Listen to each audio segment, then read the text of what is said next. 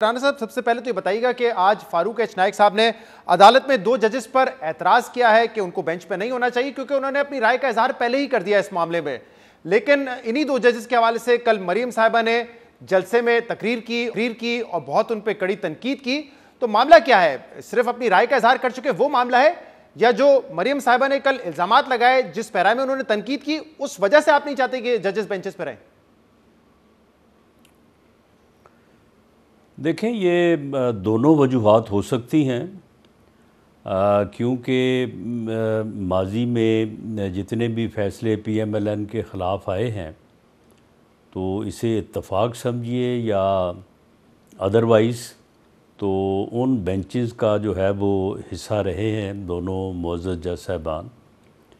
और फिर वो अपने रिमार्क्स में उन्होंने कभी जो है वो बुखल से काम नहीं लिया, और हमेशा वो जब बात करते हैं तो वो इंटेंशन को काफ़ी वाज़े करती है। उनमें से एक मुअज़्ज़ज़ जज जो है वो उस मॉनिटरिंग का भी हिस्सा रहे हैं। मॉनिटरिंग जज के तौर पे उन्होंने जो है वो जो केस जिसमें अरशद मलिक ने जो है वो मियां नवाज शरीफ साहब को सज़ा दी थी, और फिर अरशद मलिक ने अपनी वीडियो में ये भी कहा कि मुझे बुला के जज साहब ने कहा था कि 14-14 साल सज़ा दो। मैंने तो मियां साहब बड़ा एक में सज़ा दी है और वो भी 7 साल दी है। तो और दूसरा जिस दिन जी, ये किन जज साहब ने कहा था? आप कह रहे हैं कि 14 साल की सज़ा दे रही है? ये अरशद मलिक साहब की जो वीडियो लीक हुई थी उसमें अरशद मलिक मरहूम ने ये बात की थी कि मुझे बुला के कहा गया, और मॉनिटरिंग जज के मुतल्लिक़ उनका हवाला था कि मुझे कहा गया कि आप जो है वो इस तरह से सज़ा दें। तो मैंने तो फिर भी जो है वो सज़ा बड़ी कम दी है और एक में दी है। अच्छा, अब ये उनका दावा है, इस पे ऑब्वियसली इनकी कभी इंक्वायरी नहीं हुई, प्रोग्राम में तो शामिल नहीं कर सकते, लेकिन जी मुकम्मल कीजिए। हाँ जी, बिल्कुल होगा, बिल्कुल। मैं इस बात को तस्लीम करता हूँ कि दूसरा मौक़िफ़ हो सकता है जी। और उस वक्त अरशद मलिक की वीडियो की इंक्वायरी होनी चाहिए थी, और वो उनकी इंक्वायरी हुई, उन्हें सस्पेंड किया गया, फिर उनको डिसमिस किया गया। लेकिन उस इंक्वायरी उस जो है वो यानी इन्वेस्टिगेशन का हमें हिस्सा नहीं बनाया गया। अगर बनाया जाता तो हो सकता है उनका दावा जो है वो गलत साबित होता या दावा उनका सच साबित होता। अच्छा राणा साहब, कल क्योंकि आप भी सरगोदा में मौजूद थे और मरियम साहिबा ने 5 तस्वीर दिखाई, उन्होंने कहा कि ये वो साजिशी टोला है जो आज भी इमरान खान को सपोर्ट कर रहा है। 2 उसमें हाजिर सर्विस जजेस भी थे, आला अदालत के मौजूद जजेस की तस्वीर भी उन्होंने चलाई, उनका नाम भी लिया। लेकिन सब बड़े हैरान हैं कि इसमें जनरल बाजवा साहब की तस्वीर नहीं थी। और मैं इसलिए ये कह रहा हूं कि हैरान है क्योंकि 150 किलोमीटर दूर सरगोदा से गुजरावाला है, जहां पे जब तकरीर नवाज शरीफ साहब ने की थी तो हर मसले की जिम्मेदारी उन्होंने उस वक्त के आर्मी चीफ पे डाली थी, और उस वक्त सिटिंग आर्मी चीफ थे। चाहे उनका जेल में जाना हो, चाहे उनकी हुकूमत का खात्मा हो, चाहे इमरान खान को लाना हो, तमाम जिम्मेदारी उस पर डाली थी। तो ये अचानक से उस लिस्ट में से कैसे माइनस हो चुके हैं? उस वक्त हाजिर सर्विस थे तब नाम ले रहे थे, आज मरियम साहिबा के लब पे उनका नाम ही नहीं है। नहीं, ये कोई इत्तफाक हो सकता है, मुझे नहीं पता कि वो जो है वो किसकी तस्वीर आई और किसकी ना आई। उसमें वो जो 5 किरदारों के ख़िलाफ़ नहीं, कोई डील का हिस्सा नहीं है। अब बाजवा साहब से किसी की क्या डील होनी है? बाजवा साहब के साथ जिनकी डील थी वो तो अब वो भी उनके ख़िलाफ़ जो है वो सुबह शाम जो है वो उनके ख़िलाफ़ बात करते हैं जी, और जो बात करते हैं वो यही कहते हैं कि उनकी हुकूमत गिराने में आपकी PDM के साथ जो है वो बाजवा साहब ने रोल प्ले किया था। तो हमारी हुकूमत गिराने में भी तो फिर उन्हीं का हाथ था ना, इनको लाने में भी उन्हीं का हाथ था, तो वो बात क्यों नहीं करते? अब हर बुराई जो है वो उनके ज़ुम्मे लगाते हैं।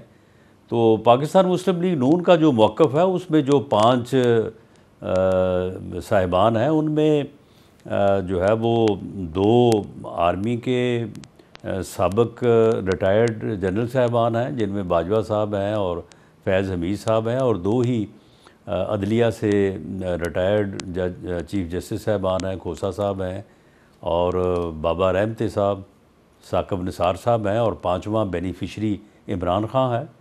तो इसमें अगर कोई तस्वीर कल नहीं नज़र आई तो वो गलत होगा। और इसमें सिर्फ तस्वीर का मामला नहीं है, मुकम्मल तौर पे उनको इग्नोर कर दिया आर्मी गया, ऑफिसर तो या नाम ही नहीं आया, जुडिशल ऑफिसर का नाम तो नहीं है। मैं कह रहा हूं कि जिनको जिम्मेदार नवाज शरीफ साहब ठहराते थे, सिर्फ उनकी तस्वीर का मामला नहीं है कि तस्वीर नहीं थी, उनका नाम भी नहीं लिया, उनके ऊपर कोई जिम्मेदारी भी नहीं डाली गई। नहीं, उनका नाम देखें, हर मर्तबा को हर नाम जो है वो कोई नाम रह भी सकता है, लेकिन इसमें मरीम नवाज साहबा का अगर आप हवाला दे रहे हैं तो उन्होंने मुतअद्दिद बार बाजवा साहब का नाम लिया है और बड़ा डट के नाम लिया है। और उस वक्त भी लिया जब उनका वो चीफ़ ऑफ आर्मी स्टाफ थे। ये तो आज नाम ले रहे हैं ना, आज जब वो रिटायर्ड हो गए, पहले उनको एक्सटेंशन तक देने को तैयार थे और अब उनका नाम ले रहे हैं, जो कि मैं समझता हूँ कि कोई मुनासिब बात नहीं है।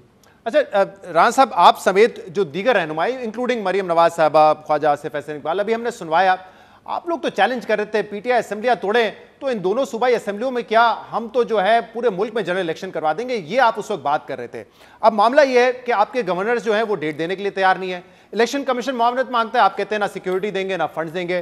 President of Pakistan date announce करते हैं, आप कहते हैं ये तो आर्टिकल 6 इन पे लगना चाहिए, इन्होंने आइन की खिलाफ वर्जी की है। सुप्रीम कोर्ट सुमोटो लेता है तो आप कह रहे हैं कि सुमोटो क्यों ले रहे हैं, तो इसका मतलब तो आप इलेक्शन से भागना चाहते हैं ना। वो तो सिर्फ अपने एक जबानी जमा खर्ची था ना कि हम इलेक्शन लड़ने के लिए तैयार हैं, आप नहीं लड़ना चाहते, इसीलिए कोई भी इकदाम नहीं, हम नहीं, ज़बानी जमा खर्च कैसे हुआ? नहीं, ज़बानी जमा खर्च कैसे हुआ भाई? हम तो ये कल सरगोदे कोई हम वहाँ पे कोई जो है वो कोई कारोबार करने के लिए गए हुए थे या कोई और हमारा वहाँ पे कोई एजेंडा था? इलेक्शन लड़ने के लिए गए हुए थे। वर्कर्स कन्वेंशन जो है वो इलेक्शन लड़ने के लिए किया। हम अपने टिकट होल्डर से एमएनए एमपी से जो है वो 4-5 घंटे की मीटिंग की, वो इलेक्शन लड़ने के लिए की।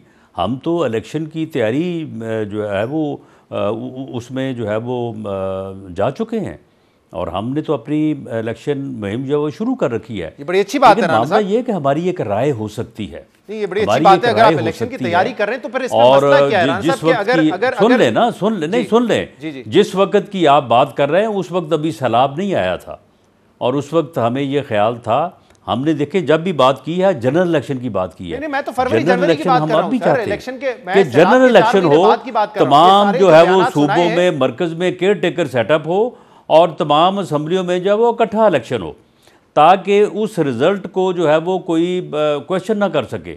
वरना ये फितना जो है ये दोबारा इसी काम पे शुरू हो जाएगा। ये फितना जो है ये तो चाहता है कि मुल्क में अफरा तफरी और अनारकी रहे। हम इस फितने को ये जो है वो बहाना नहीं देना चाहते, इसलिए हम चाहते हैं कि पूरे मुल्क में केयर टेकर सेटअप हो और जनरल इलेक्शन हो। राना साहब, एक तो जो उस वक्त सैलाब नहीं आया था, उस वक्त सिंध में ऐसे हालात नहीं थे कि जनरल इलेक्शन नहीं हो सकते। जो बयानात सुनाए हैं वो तो असेंबली तोड़ने से चंद रोज पहले के हैं, यानी कि जनवरी के वो शॉर्ट्स हैं, वो सारे बयानात आपके उस वक्त के हैं। लेकिन मैं कह रहा हूं कि अगर आप इलेक्शन लड़ने के लिए तैयार हैं तो फिर सदर पाकिस्तान डेट दे या सुमोटो लेके सुप्रीम कोर्ट इस नतीजे पे पहुंचे कि कौन डेट देगा, इस पर एतराज क्यों करते हैं? डेट देने दें। आपको भी पीटीआई की तरह जल्दी होनी चाहिए कि डेट दें ताकि हम इलेक्शन में जाएं, आप नहीं करते ये। नहीं, मामला ये है कि हमें जल्दी जो है वो कोई सूबाई असम्बलियों के इलेक्शन करवाने में नहीं है। हमें हमारी राय ये है कि ये जनरल इलेक्शन होने चाहिए और चारों सूबाई और कौमी असम्बली के होने चाहिए। पूरे मुल्क में केयर टेकर सेटअप होना चाहिए। आइन में जो स्कीम जो कॉन्सेप्ट दिया है उसके मुताबिक होने चाहिए। ये जल्दी जो है ये सिर्फ इस फितने को है, ये फितना चाहता है कि आइनी तौर पे जो कंसेप्ट दिया गया है उसके मुताबिक इलेक्शन ना हो, ताकि मुझे हारने के बाद दोबारा से जो है वो कोई लॉन्ग मार्च करने का, फितना फैलाने का, तो राना साहब, टू बी स्पेसिफिक, आपकी जमात जो है इन दो असेंबलियों में, सिर्फ इन दो असेंबलियों में 90 दिन के अंदर इंतखाबात करवाने के खिलाफ है कि इन दो असेंबलियों में इलेक्शन नहीं होने चाहिए 90 दिन के अंदर। जी, हम देखें, इलेक्शन करवाना जो है वो इलेक्शन कमीशन का काम है। हमारी एक राय है और जो हमने सदर ममलकत के तारीख देने की मुखालफत की तो वो सही की है। सदर जो है वो वर्कर ना बने पीटीआई का, तो सदर ममलकत बने। सदर पाकिस्तान है तो वो सदर पाकिस्तान वाला काम करे ना। और रही बात सो मोटो नोटिस की, सो मोटो नोटिस जो है वो चीफ जस्टिस का प्रोगेटिव है।